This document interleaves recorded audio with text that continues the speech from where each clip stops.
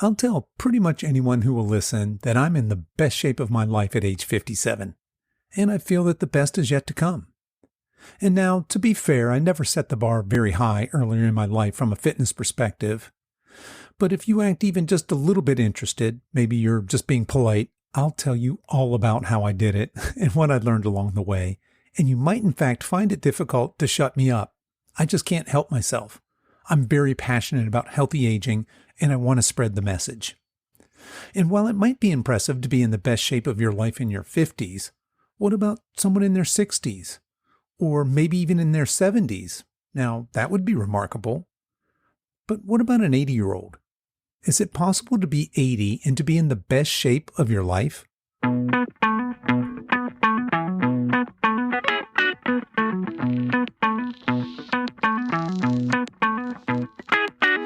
Hello and welcome to the Over 50 Health and Wellness Show. I'm your host, Kevin English. I'm a certified personal trainer and nutrition coach, and my mission is to help you get into the best shape of your life, no matter your age.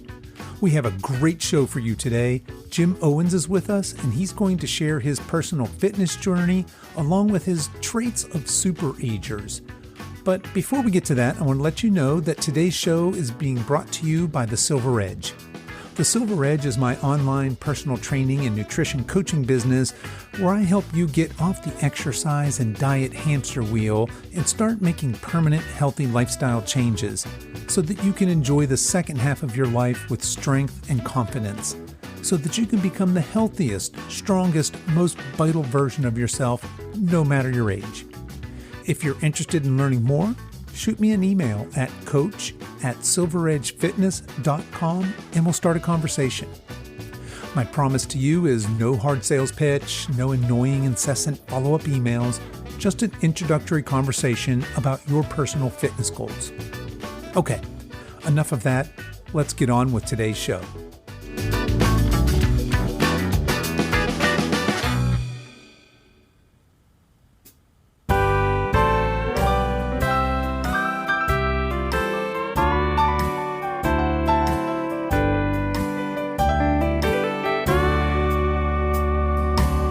My guest today is James P. Owen.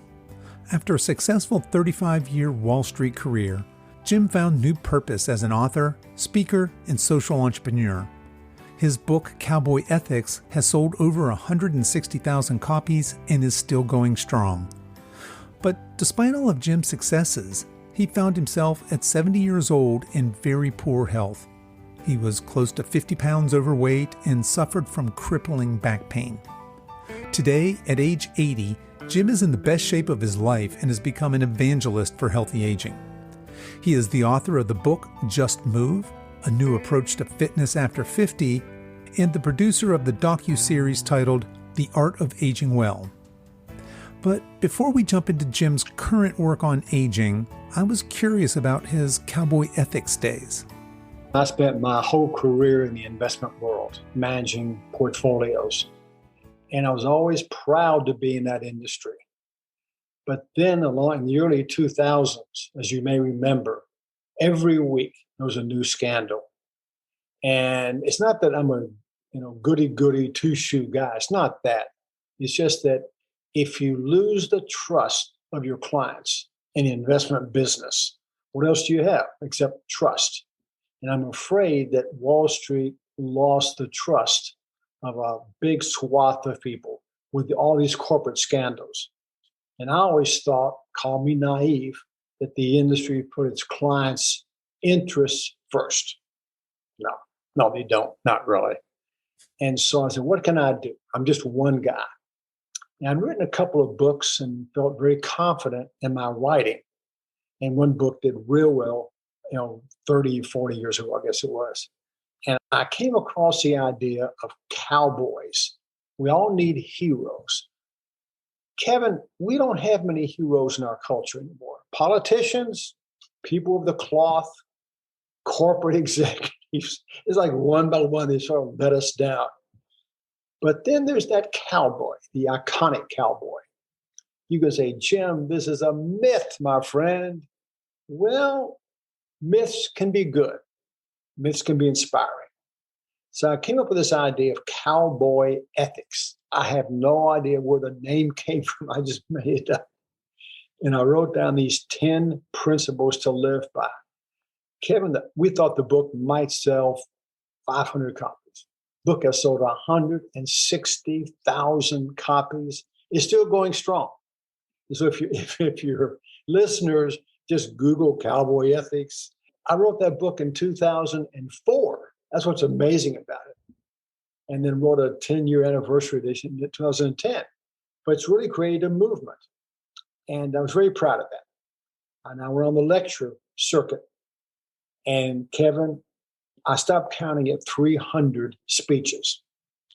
I was never happier in my life with what I was doing, except for one thing. It damn near killed me physically. Boston on Monday, Miami on Tuesday, San Francisco on Wednesday. Yes, I love talking about cowboy ethics, but the travel, the late night dinners, the early get to the airport at 5 o'clock in the morning, terrible food, that kind of stuff. And so I said, when I turned 70, on my 70th birthday, Kevin, I looked in the mirror and said, my God, I'm an old man. Lower back pain was excruciating. Now, when I say you're talking, oh, your back hurt? No, Kevin. I'm talking about on the bathroom, crawling kind of pain, agony. Okay. Both knees were shot. Right rotator cuff was frozen. If that weren't enough, I was about 20, 25 pounds overweight. And the worst part about it actually was the low energy. I had no energy at all. Now, remember, on my 70th birthday, and I came across one statistic that changed my life. I don't know. I think it was Mayo Clinic. It said, if you, out of a very large population, if you make it to 70, statistically, you can expect to live another 15 years. And I thought, Jimbo, if you feel this bad now, can you imagine 15 years from now? I'll be in a bent over guy with a walker. And I said, I got to do something. And so I started on my fitness journey. And now I'm 80 years old. And I'm in better shape today. I'll be 81, by the way, in October. Kevin, I'm in better shape today than I was when I was 60, 50, 40, even in high school. And it's amazing. And I'm not anybody special. It's not like I was a Navy SEAL. I've been working out for 50 years. I'm just an average guy. I said, okay, what can I do? I made a lot of mistakes. And if there was a quick fix, I'd never found it. So that's sort of my story. My journey started at 70. I've got 10 years now doing this. And I'm just passionate about spreading the message, not about me, but you can do it too. Anybody. And people say, Jim, do you have any certifications? Sure do. I was a certified couch potato. That's it. You're not a personal trainer? No. Are you some life coach? No. Oh, wait, you have a degree in kinesiology. Gerontology? No. I knew nothing about this stuff. And hence, I made a lot of mistakes. This is not a trend that goes up like this. It's up and down, up and down. But after about 4 years, I guess, Kevin, I had no pain at all. Today, at 80, I would call it 81, I have zero back pain. Now, what's that worth? I don't know. It's worth a lot of money, more than money to me, I can tell you that. Thank you for sharing that. That's a fantastic story. And I think it's one that a lot of people can relate to, right? A lot of folks get immersed in their career, their families, especially that busy executive lifestyle, that constant travel, those late night entertainment and dinners. And we find that self-care is on the back burner. And in your case, you said all of a sudden you wake up, you're 70, you're overweight, you're probably not in the best of health, you have no energy, and you've got this crippling back pain. And you read the statistic somewhere that says, hey, if I make it to 70, I've probably got another 15 years, statistically speaking. What's that going to look like if you don't make a change. So that was the catalyst, it sounds like, for some pretty radical change. So you go from that at 70 to 80 being in what you say is the best shape of your life. So that's fantastic. That's a story of never too late, never too old to start kind of thing, right? Talk to us a little bit about that journey, those early days. Did you start with nutrition? Did you start with diet? Did you overhaul your lifestyle? What did that look like early on? Kevin, that's a great question. I've never asked that question, to be honest about it. Kevin, I started off working out, and I went to the gym, and somebody said, Jim, let's do 5 push-ups. I said, 5 push-ups? Kevin, I could not do one. Yeah. Is that embarrassing or is that embarrassing? Today, I don't do 50 push-ups every day, but I bang out 50, probably once a week. And that's enough. I don't go beyond that. But Yeah. what I learned early on, it's about the effort. It's not about the outcome. And that's what most people don't understand. What I learned pretty quickly was I could go into any gym in the country. I could be around bodybuilders and people who are fit and look great in a bathing suit, all that stuff. All they cared about was I made the effort, and they knew it, and they could just tell. And that was the respect that I learned that you have to have if you want to go on this journey. It's not the outcome. Doesn't matter whether I did 5 push-ups or 10. I didn't do 50 in 6 months, believe me. At the end of 6 months, maybe I did 7 or 8. Day one, I couldn't do one real push-up. Maybe it took me a week or 2 to do one. But once I did one, I said, hey, and I, celebrate, right? Yeah, absolutely. I did 2. So my point is that it's a slow but sure, steady. It's just making small changes in your lifestyle. As I say, it's small steps that add up and really can make a pretty impressive transformation. There is no quick fix. Kevin, if there was a pill, I'm like anybody else. I'd say, I'm going to take a pill. Thank you very much. Hey, Sure. look at me Yeah. now. Yeah. Now, there may be a pill someday. I don't think it's there today. My motivation was very clear. It wasn't to be Mr. America. It was to say, I want to get rid of this pain because it's crippling and it's just kind of ruining my life and my attitude toward life in general. And the attitude is so important. And I want to stress this to your listeners, Kevin. Attitude is so important. And this whole working out, this whole transformation, this whole journey of mine, it's really more about attitude than anything else. And I know people go, what are you talking about? Well, it is. If I only work out on days I feel terrific, what is that, one day a week? No. Yeah, right. Maybe. Yeah. My best workouts come on days that I don't feel that great. Low energy. As you get older, you have low energy.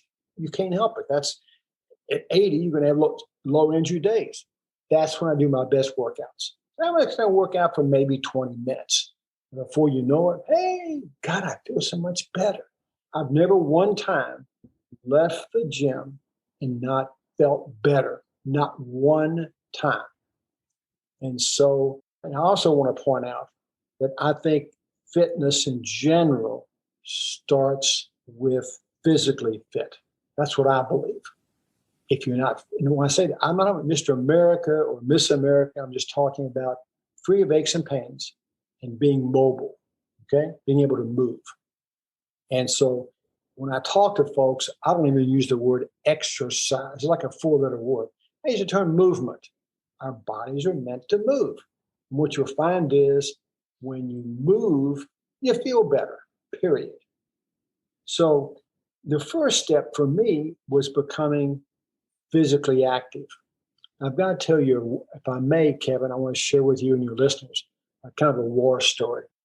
When I turned 75, I said, I want to share what I've learned with people that there's no reason everybody has to go through my problems. And I wrote this book called Just Move. I'm very proud. I'm not bragging, but the Wall Street Journal picked this as one of the 5 best books for, they called it healthy aging, was a category, for 2017. And I was very proud of that. And so that got me thinking about what can I do as an individual to help other people get off the couch. And if you're in the investment world, Kevin, you better like research. If you don't, you're in the wrong business. Okay. Right. And so I've always loved research. It doesn't matter what it is. And so what I did, Kevin, I looked around me when I was writing this book, and I said, it's interesting, Kevin. There are people who are 60 who look and move like they're 80. And there are people who are 80 who look and move like they're 60. I said, what do folks know in this second group? And what I found was that I think there are 6 traits, and I call these folks super agers. The people who are, it's not 20 or 30 or 40. People who are 75, 80, 85, even 90 or 95. Now, no one, Kevin, I want to stress this, shares that I found share all 6 of these traits. Okay? But the first one is everyone was physically active. Now, that doesn't mean a gym membership, doesn't mean a personal trainer, doesn't mean they're a gym rat. This means physically active. That means they do something. They walk 10,000 steps a day. They play tennis. They go on bike rides, but they don't just sit. I believe it's true that sitting is the new smoking. I believe that's true. So the average adult sits 8 to 11 hours a day, hunched over a computer, watching TV, maybe even reading a book. Who knows, right? And it's killing us. And the most obvious way it shows up, I'm not laughing, it's just true. We have the distinction. We are number one in one field. Do you know what it is? I do not. It's not education.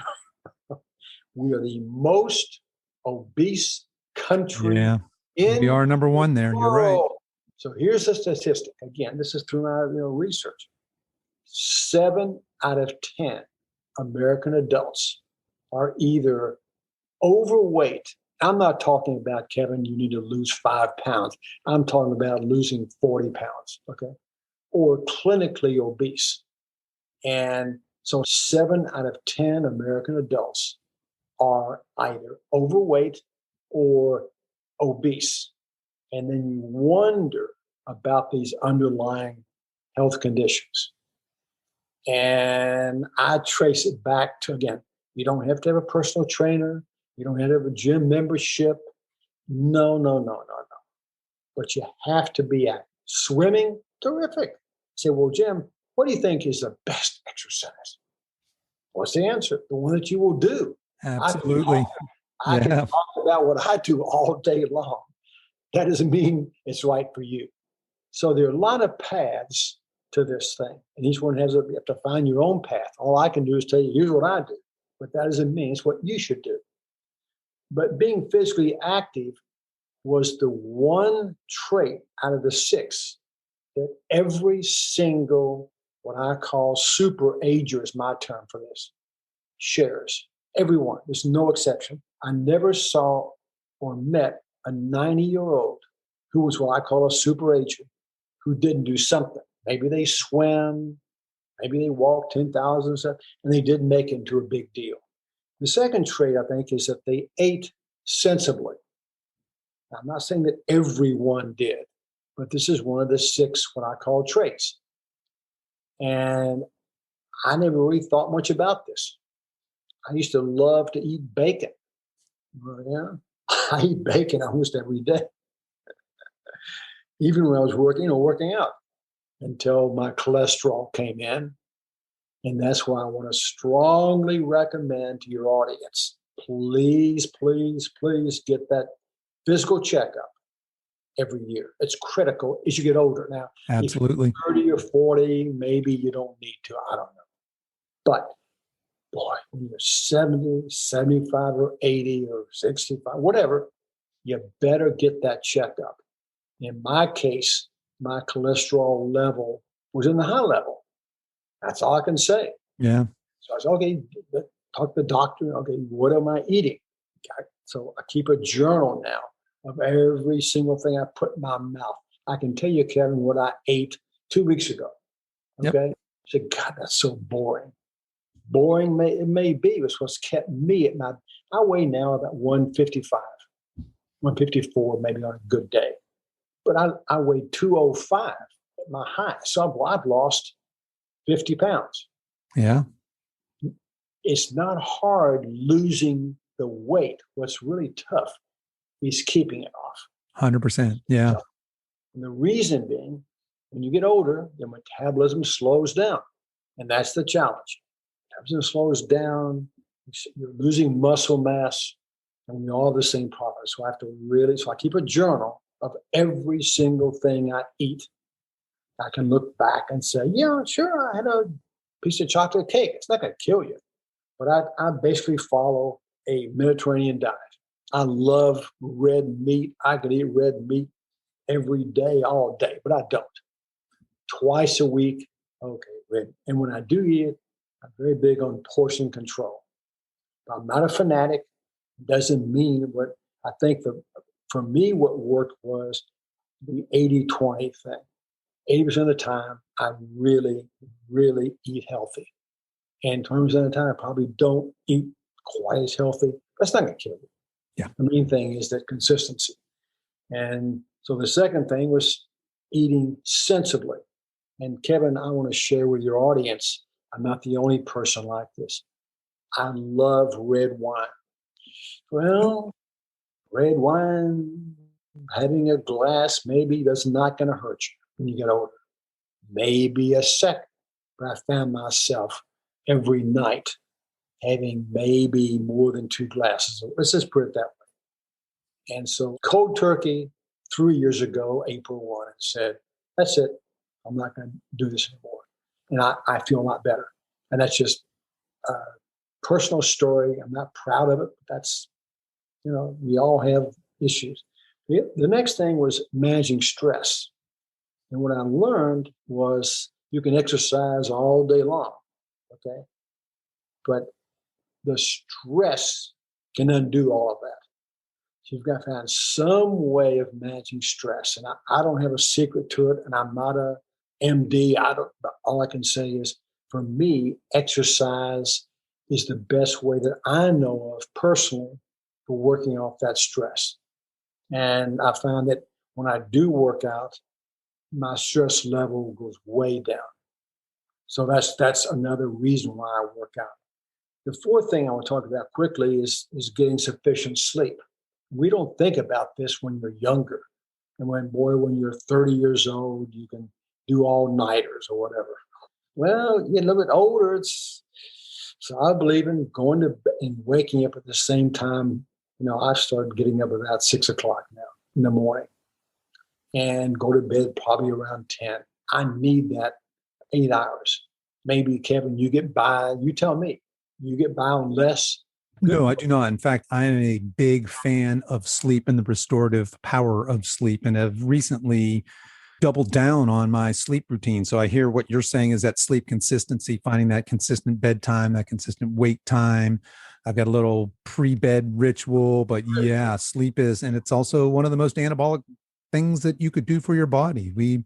Obviously, there's a lot of brain health that happens in the REM portion of our sleep, but there's a lot of physical restoration. That's where we're actually building muscle, is in that deep phase of sleep. So to your point, there's wonderful things that happen from maintaining a good, healthy sleep hygiene, if you will.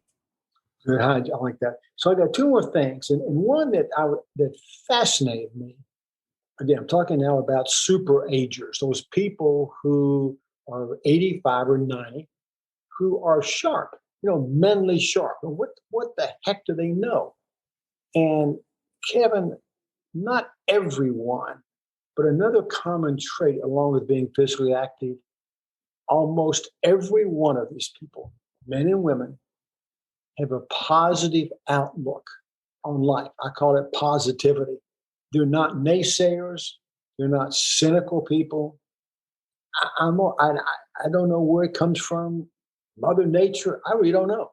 But I see that every day. Now I live in a La Jolla now, San Diego, Southern California. I'm in a what you might call a retirement home. Yeah, it's kind of upscale. But I see it right here that there are people who every day complain, oh, my shoulder, my back, blah, blah, blah, blah, blah. And there are people who, same age, have a positive out, and the difference that twinkle in the eye makes. It's like positive energy is what I call it. And that attracts positive energy. And so can you work at this? Yeah, I think you can. Maybe it's hereditary. I really don't know. But if I can share one story, Kevin, with you and your audience, when I turned 70, and I talk about my back pain and this and that, that's not the full story.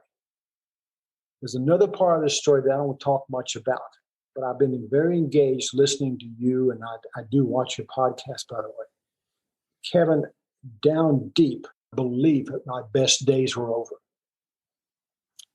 That's an awful, awful, awful feeling. And I can't tell you how many people I know who are older who feel that way. They talk about their prep schools. They talk about what they did in college. They talk about they're never talking about tomorrow or next day. So they're living in the past. And so I kind of had to work at this, to be honest about it. And I put it all down to this transformation, okay, going from a couch potato to being fit, so to speak, whatever that means. I honestly believe, Kevin, my best days still lie ahead. I believe in my heart of hearts. And that's what keeps me going. And the reason I'm doing this interview, I'm not selling anything. I'm not selling protein powders. I'm not a life coach.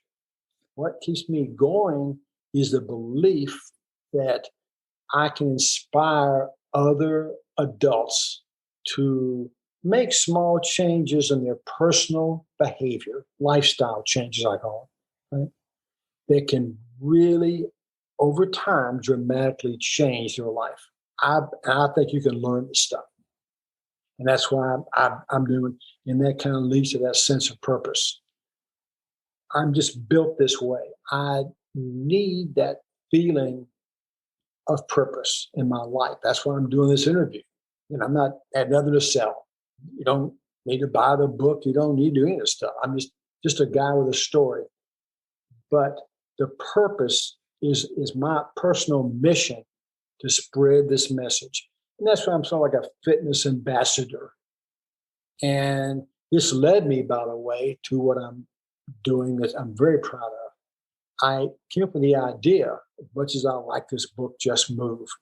If you really want to touch people on an emotional basis, there's no better way than through the film as a medium. That's been my experience. So I have a buddy of mine. His name is Jim Havey, Havey. Jim has won 3 Emmys. And it's not because of his technical expertise, Kevin. It's because he makes an emotional connection with an audience. So I pitched him and said, I have an idea. I want to do a film with you, Jim. He said, great. And we call this The Art of Aging Well. And it's what they call a docu-series. If we're successful, it becomes a series. And so the first one we filmed took about 2 years to put it together. So I'm the producer. That means raise the money, right? Hire the people, oversee the quality, do the marketing. I don't know anything about the actual filming part. And I was all set to go. And of course, along came the COVID-19, the pandemic. I said, oh my God, I can't get on planes. I can't do what I do best, which is the speech stuff. So I said, Jim, I need a fallback position or you and I have wasted a lot of money in 2 years of our lives. Came with the idea of PBS. I said, I'm going to pitch PBS and just see if they're interested. Well, do you know anything about PBS? No. I mean, I watch the news, but I don't know anything about it. And Kevin, what I found was there are two distributors. One's in Boston, one's in South Carolina. I said, I'm going to pitch these guys. And lo and behold, both these distributors wanted this 27.5-minute documentary. So I'm very proud to say this, Kevin, to your audience. We've been on 122 PBS stations in the last year. We've been in 25 states, and we're still going strong. And so we're now doing the second documentary. And it's on, quote, super agers. I'm just fascinated by the concept. Why are some people, 90 years old, sharp as a tack and so on? And other people are just struggling and downtrodden. Why is that? And what can we learn from these people? And that's what we're doing. It's called The Art of Aging Well. And sometimes super agers, no cape required. And what I've learned is none of these people that I interviewed a whole bunch of people, none of them have all 6 of these traits. They all share some. The ones that are all physically active, I would say they all have that positive outlook. And along with that, they probably work on this eating sensibly. And the reason I'm telling you all this story is to suggest to your audience that anybody can do this. Just take them one at a time. I think the foundation is to be physically active. So the foundation for me is physical fitness. But Kevin, this is important point I want to make to your audience. Emotional strength and mental strength is every bit as important. And people who, let's say a woman has lost her husband of many years, often locks herself, so to speak, in a room in her apartment, never gets out, is cut off. And this leads to loneliness. And unfortunately, down the road, often leads to serious issues like Alzheimer's or dementia. And my message to that person is, you've got to get out. And you don't need to be the most outgoing person. You just need to have a friend, one friend, okay? Maybe 2, okay? And so this to me is a message I want to just give to your audience, is that the relationships, healthy relationships, are such a big part. Also want to, Kevin, make the point. I don't want your audience to think for a second that people who are super agers don't have issues. Please don't think that, okay? I've got issues, okay?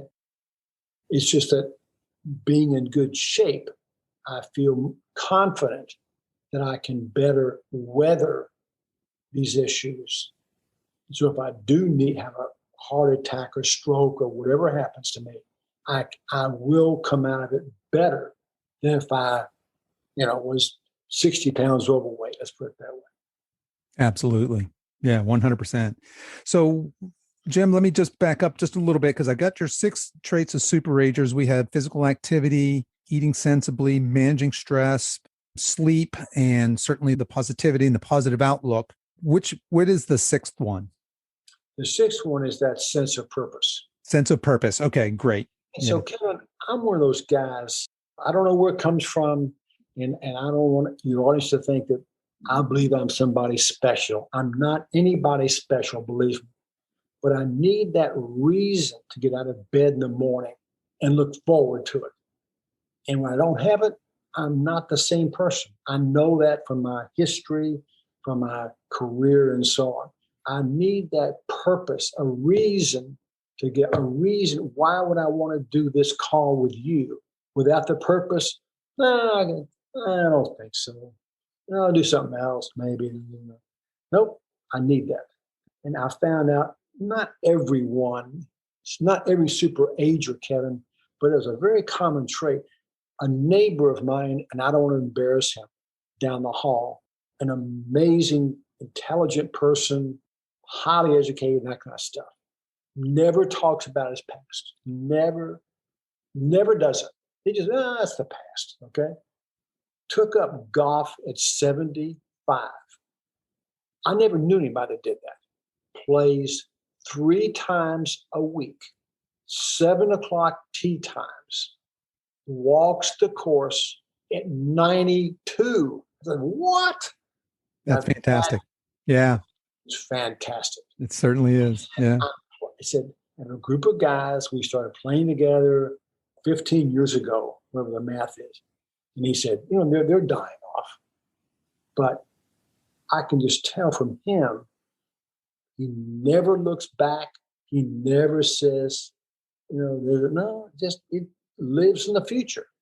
And I just take my hat off to him and say, boy, if I'm half the guy he is, I'm not going to embarrass him with his name. Boy, can you imagine being that age and that active, mentally sharp? And he is mentally sharp as you are. Let's put it that way. He is creating stuff every day, writing a book or something. I don't get too personal with it. He's writing a book of some kind.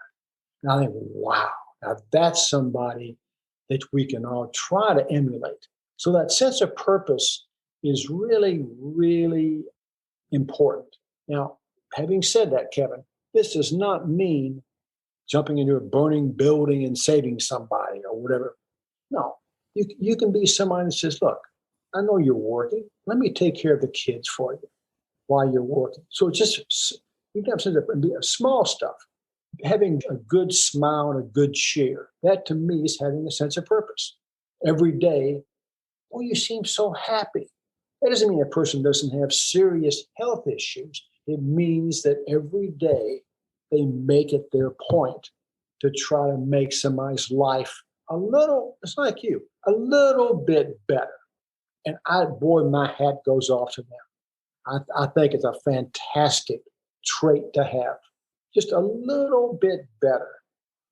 And the person that says, good morning, Kevin. They don't say, good morning. No, hey, Kevin, good morning.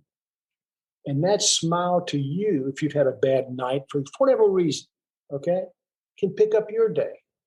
And that's changing lives. So that's sort of what hope I can be as I get older, is to be a positive change in somebody's life. But don't for a second think that people who are super agers don't have health issues. We all have. It may be a child. It may be my wife and I have been married 52 years. One of our children has some issues, autism. Well, that's a toughie right there. I'll tell you right now. That's tough. And so we do the best we can. But we all have something that we're having to deal with. That's what I'm trying to say. So don't look at someone like this and think their life is so wonderful. Yeah, they make it positive, but there are health issues.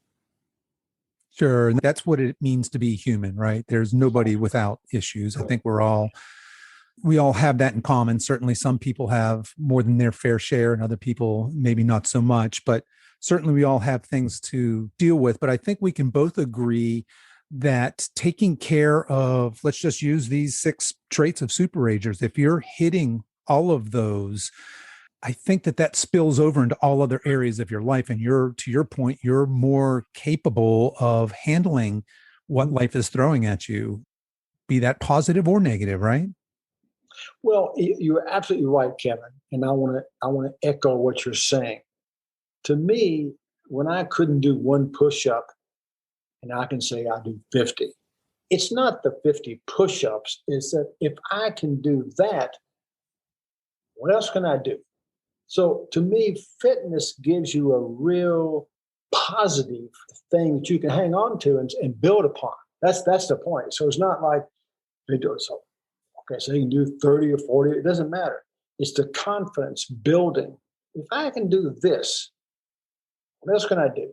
So I don't mind. I like taking risk at my age. I don't mean crazy risk, but I mean, I don't mind doing a film and people say, oh God, your film was awful, Jim. Gee, I couldn't get past 2 minutes. And no, I don't think so. So I like that. Also like collaboration. That's like where you've been wonderful with your program and what you do. And you, by your personality, you encourage collaboration. And I think that's so critical. The relationships, we're all in this together. And I like that team building stuff. You can say it's corny, whatever, but none of us are one, we're all part of a community. And I like one of the best things about you and what you're doing is you have built a community.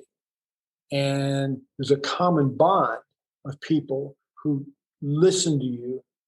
And I think it's wonderful. That's all I can say. Well, thank you. And I would echo that 100%. We are stronger together than we are alone. And having that sense of community it feeds into what it means to be a human. We need that connection. And the more of us that are out here amplifying this message of the benefits of healthy aging, the more likely others are to hear it and to come on board. And ultimately, I think that's both of our missions, right? We both have this passion for it can be a tough sell to somebody to say, hey, I want you to do these tough things. I want you to make these tough choices every day for the rest of your life. So that can be tough. That's a tough sell, but I think it's well worth making those lifestyle changes. And I love that you've alluded to multiple times here already today in this brief talk we've had, that it's not that you're completely overhauling your lifestyle today. You're making these small lifestyle changes. And I think you said something along the lines that these small changes, when done consistently, they can have a huge impact. And I think that's something that a lot of folks, especially maybe older folks that are intimidated with starting something like an exercise program, or maybe have dieted in the past unsuccessfully and they're thinking about nutrition changes, they might be intimidated by these big changes. Well, they don't have to be big changes, because even small changes, small steps in the right direction can have a huge payoff down the road. Kevin, you said it better than I did. Okay. Small steps done consistently over time add up. And it doesn't matter whether you want to lose weight, get more fit, doesn't matter what it is. If you say, look, I've only got 3 months don't even think that way. There is no quick fix. There is no one formula. If there was, I would share the formula with your audience. There are different paths. Yeah, well, we'd all be healthy and fit if there was one easy way to do it, right? Find out what works for you. And my whole philosophy of this, what we've been talking about, is if it works, keep on doing it. If it doesn't work, try something else. Yeah. That's how I approach all this stuff. If it doesn't work, hey, other stuff I can do. And so I do want to share one kind of what should be an embarrassing story. And I don't tell this, but I'm doing it. It's almost like I want to tell you without, and not your audience, Kevin. Well, careful, we're recording here, Jim. So fair warning. Jim, do you have a secret about fitness that nobody else knows? Yeah, I do. Okay. The first day in the gym, when I was overweight, I bought a compression shirt. Do you know what that is? I think I know where this is going. Yes, I do. People looked at me and said, they didn't say it, but I could say that on their faces, this guy must have no shame at all. And yeah. I'm wearing one right now. I'm wearing a medium. Well, I wore the largest shirt they had, fat hanging over. He was saying, Jim, how did you get motivated? Buy a compression T-shirt. If you think I could put on 5 pounds and wear this shirt, oh my, fat's hanging. So that was the only. I'll laugh about it, but that's what I did, to be honest about it. And people said, this guy must have no pride at all.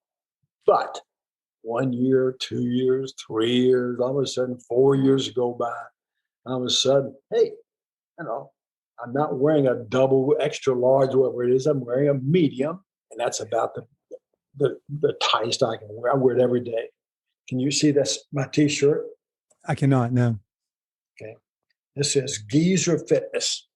I love it. And that's what I love it. Geezer Fitness, yeah. That's what I call my routine. They say, Jim, what's your routine? Well, I call it geezer fitness. So I have a lot of fun. And part of this whole thing is making it fun. And one thing I do for fun was working out. I work out, my wife and I, her name is Stanya, Stanya. We work out together, probably 3 days a week. And, if it's strength training, I probably do more than she does, sure. But good form, I'm telling you, flexibility, and this girl took it up 5 years ago. And what happened was she overheard one of her closest friends, Kevin, said to her, Jim used to be a couch potato. And Stanya said, yeah. He said, well, now he's gone from a spud to a stud. There you go. Love it. Spud to stud. I think you're onto something there. Fell out of her chair laughing. Yeah. She said to herself, if I want to keep up with Jim, maybe I need it. So we started working out. We started walking. We walk 3 days a week at least. We'll be walking this afternoon. We hold hands and we have a blast. We're like teenagers, laugh and have fun. So part of this is, can you find the fun factor? If you take this too seriously, we don't. We have fun doing it. And that's kind of the story. I hope this is a story that resonates with some people in your audience. And if it inspires somebody to get started, terrific. That's what my goal is, to try to encourage people to just give it a try. If it doesn't work, what have you lost? But I'm going to close with one idea, Kevin. What's interesting that older people who don't exercise don't understand is results come pretty quickly when you're older and you're new to it. We all hit a wall. I hit a wall right today. I mean, can I do 60 or 80 push-ups? I don't think so. Who'd want to do that? Okay. And so, but in the beginning, I say it took 3-4 years to get rid of my aches and pains, but it's amazing how quickly you're going to feel better. Looking better, well, that's a side effect. But feeling better, I guarantee, if all you do is walk, you're going to feel better. And that's kind of the message. Just move, get off the couch, be active in whatever thing. If you enjoy bicycling or hiking or whatever it is, give it a shot, and you'll be surprised how much better you feel. And then from there, you may want to think about making other small behavioral change, what I call lifestyle changes. Maybe you want to eat a little bit better, more sensibly. Maybe you want to work at getting better sleep habits, that kind of stuff. So that's my story. Yeah, that's a great story. And thank you so much for sharing that with us. And for folks listening, I'll put links into the show notes here on my website, and you can find The Art of Aging Well, the documentary film that Jim had mentioned. You can view that online now. Also, Just Move, the book, and the other resources that we talked about. So, Jim, as we're wrapping up here today, where can people connect with you and learn more about you? What's the best way for people to follow along? Well, the best thing is probably this film is a good place to start. The book is a good place to start. Just go to the library. You don't have to buy the book. Just go to the library and so on. But I have a website, but it's just, I'm fairly visible and through my writing and through these films. So I don't want to get too promotional on that, but you can just Google my name and stuff pops up. Like, interesting. Let me just check this out. So that's who I am, and that's what I do. And I thank you for your time today. You've inspired me, I have to tell you. So thank you so much for coming on, taking the time, sharing your wisdom, your inspiration, your story with us. You are a fantastic ambassador for healthy aging, and certainly wish you all the best in all your future endeavors. Thank you, Kevin.